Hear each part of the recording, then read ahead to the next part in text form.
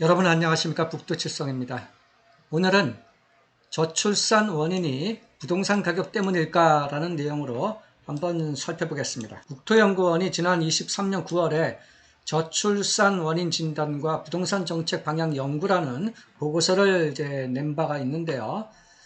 1960년대하고 2020년하고 2040년 이러한 인구 구조를 살펴보면 현재 우리나라는 초저출산과 급격한 고령화 진입이라는 큰 사회적 문제가 대두되고 있습니다. 1960년대만 하더라도 완벽한 피라미드형 인구 구조였는데 현재는 중장년층 비율이 압도적으로 많아지는 형국입니다. 향후 2040년대가 되면 중장년층이 더욱 많아지는 역삼각형 모습을 보일 것으로 추정되고 있습니다. 6.25 전쟁 이후 급격한 인구 증가를 보이면서 58년 개띠라는 신조어까지 생겨났습니다. 61년에 발족된 대한가족계획협회에서는 인구 증가율을 60년의 2.9%에서 71년에는 2.0%로 낮추는 것을 목표로 범국민적인 산하 제한 캠페인이 시작되었습니다. 출생아 수가 103만 명으로 역대 최대 수준이었던 71년에 정부는 더욱 강력한 인구 증가 억제를 위해 딸아들 구별 말고 둘만 낳아 잘 기르자 등의 슬로건을 채택하면서 76년에는 부총리 산하에 인구정책심의위원회를 설치하기로 하였습니다. 80년대에도 강력한 산하 제한 정책은 계속되어 당초 88년에 달성할 것으로 계획한 합계 출산율 2.1명 목표는 83년에 조기 달성되었으나 출산 억제 정책은 지속되었습니다. 그러나 현재 22년도 현재는 합계 출산율이 0.78명으로 전 세계에서 가장 낮은 출산율을 보이고 있다고 합니다. 지속적인 인구 증가를 보이던 우리나라는 지난 2020년에 5,184만 명 인구 정점을 찍었으며 그 이후 계속 인구가 하락하고 있습니다. 혼인 건수 및 신생아 출산 급감으로 인구 증가율은 전 세계에서 유례를 찾을 수 없는 수준으로 떨어지고 있습니다. 22년 혼인 건수는 19만 2천 건으로 1970년의 29만 5천 건에 비해 10만 3천 건 감소하였고 조혼인율 또한 3.7건으로 1970년 대비 5.5건 감소하였다고 합니다. 인구 구조 또한 65세 이상의 고령 인구율도 급격하게 높아지고 있습니다. 20년도 기준 고령 인구 비율이 7.2%를 기록하여 고령화 사회에 진입하였고 2018년에는 14.3%를 기록하여 고령 사회에 진입하였습니다. 고령 인구 비율이 20% 이상인 초고령 사회 진입은 2025년으로 전망되고 있습니다. 먼 미래에 이르지만 2070년이 되면 고령 인구 비율은 무려 46.4% 수준까지 증가할 것으로 전망된다고 합니다.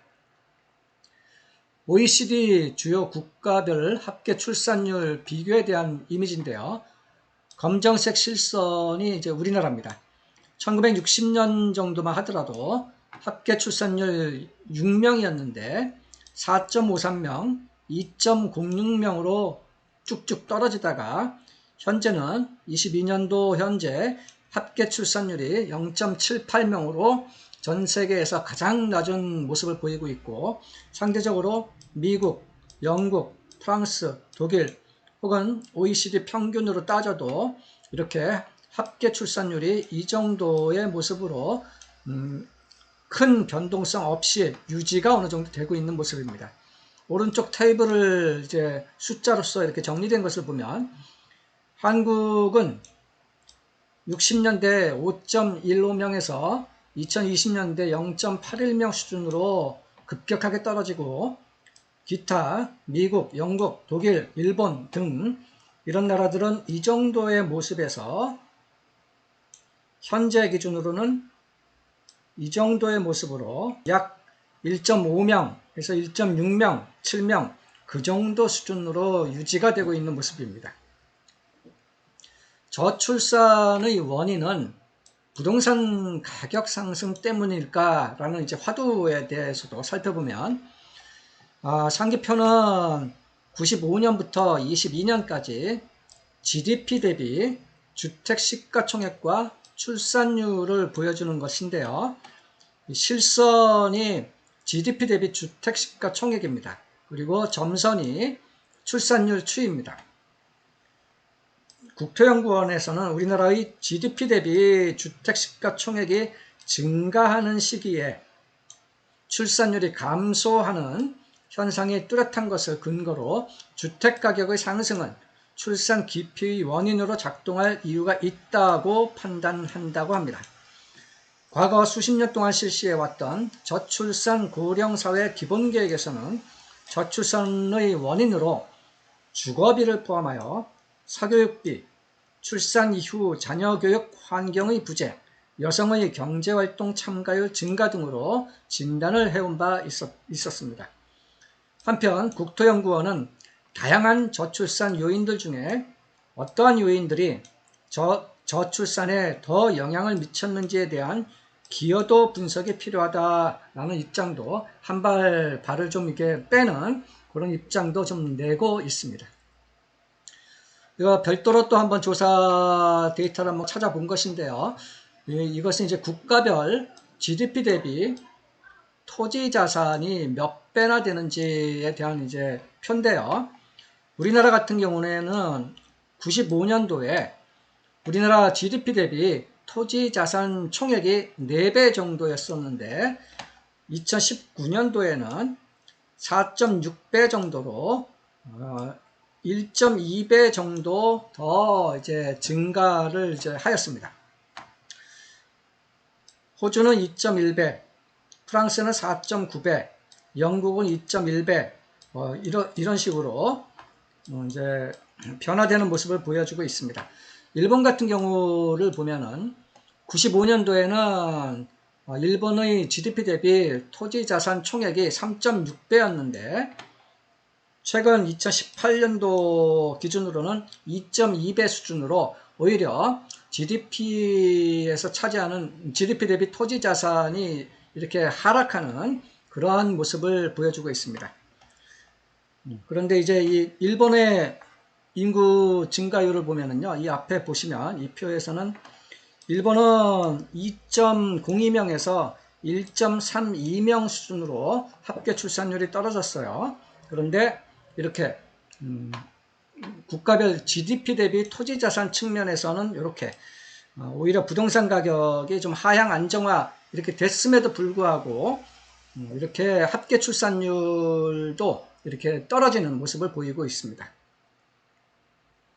이러한 표를 보면은 우리나라가 뭐 특별히 GDP 대비 토지 자산이라는 관점에서 보면 그렇게 토지 자산의 시가총액이 너무 이렇게 높아진 것은 아니다. GDP 대비 기준으로요. 그렇게 평가할 수가 있겠습니다.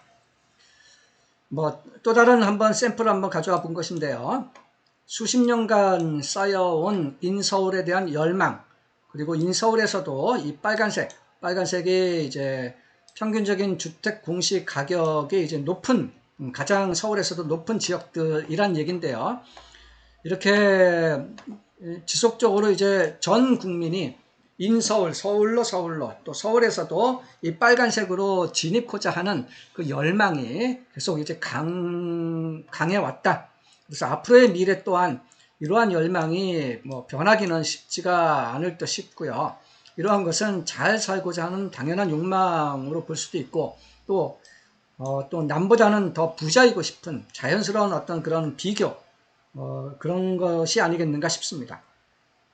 요약을 해보면 부동산 가격이 출산율에 영향을 미치는 중요한 요인 중 하나라는 것, 그 자체는 저도 이제 공감을 합니다. 그러나 부동산 가격이 출산율에 얼마나 민감한 것인지까지는 명확하게 정리되지는 못하는 것 같고요. 국가의 GDP 대비 부동산 시가총액 배수 관계를 분석을 하는 것이 나름대로 이제 효과적인 방법일 듯은 싶지만, 이러한 것은 이제 오랜 기간 동안 가능하다면 50년대 이후부터 혹은 60년대부터라도 이렇게 GDP와 부동산 시가총액과 그리고 인구 증가율, 그런 것을 함께 비교 분석을 하는 것이 좋을 것으로 보여집니다. 기타 사교육비, 출산 이후의 자녀 보육 환경, 여성의 경제활동 참가율 등도 영향인자이기는 할 테고요. 장기 저성장 상황에서 부동산 가격이 안정 추세를 보이게 된다라고 하면 과연 출산율은 올라갈 것인가? 효과는 뭐 있을 수 있겠지만 근본적인 해결책은 아니라고 이제 생각이 됩니다. 제 개인적으로는 역동적인 국가 경제 상황, 또 일자리 및 소득이 안정되고 부동산 가격도 안정되고 또 경쟁 비교 심리도 완화되고 출산 관련한 여러 사회적 시스템도 효율화되고 이러한 좀 아이디어라는 생각일 수가 있고 혹은 뭐 나이브한 생각일 수도 있겠습니다. 여가부라든가 국토부 등 개별 부처 차원이 아닌 범국가적 차원의 일관되고 장기적으로 적극적인 계획 마련과 실행이 지속될 필요가 있어 보이고요. 솔직히 뾰족한 저출산 해결책이 있을까라는 개인적인 생각도 좀 듭니다. 적극적인 이민 정책을 취한다거나 혹은 남북한 통일 등 이러한 특별히 블랙스완적인 변동이 있으면 어떨까 싶기도 합니다. 네, 이상입니다. 오늘은 이렇게 저출산 원인이 부동산 가격 때문인가 라는 어려운 화두에 대해서 간단하게 터치를 한번 해보았습니다. 이상 부동산 재테크 고급 정보를 얘기해주는 북두칠성이었습니다. 감사합니다.